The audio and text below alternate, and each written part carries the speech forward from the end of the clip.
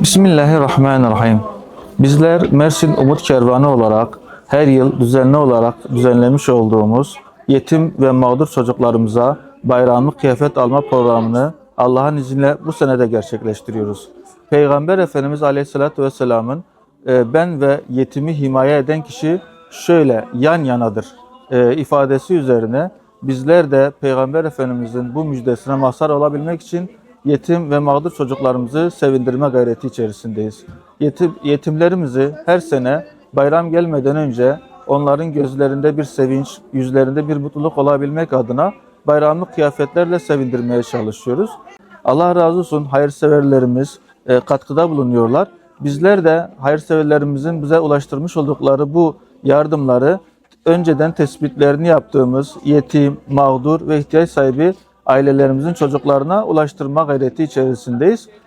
Önümüz bayram, çocuklarımız her başka çocuk gibi yüzlerinde bir sevinç olabilmek adına, bayram sabahı sevinçli bir şekilde uyanabilmeleri adına, toplumdaki diğer insanların çocuklarının bayramlarını sevinçli karşılayabilmeleri adına bizler de bu bayram çocuklarımızı bayramlıklarla sevindirmeye çalışıyoruz.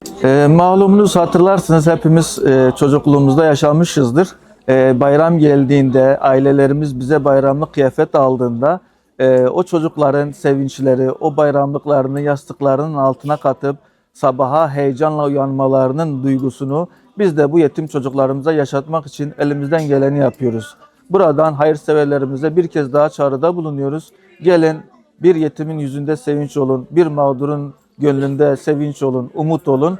Ramazan ayı boyunca devam edecek olan bu yardımlara sizler de bir destekte bulunun. Umut Kervanı Vakfı öncülüğünde hayırsever kardeşlerimizin destekleriyle gerçekleştirilen yetimleri giydirme programımızda bir nebze olsun katkı sunabilmek için bizim için bir mutluluktur.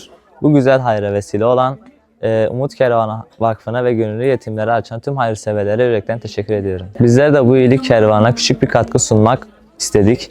Ramazan bayramından sonra yetim ve öksüz yavrularımızı oyun alanlarımıza misafir ederek onların da yüzlerinde bir tebessüme vesile olmak istiyoruz. Rabbim yapılan bu hayrı kabul etsin, yetimlerin duasını hepimize nasip etsin.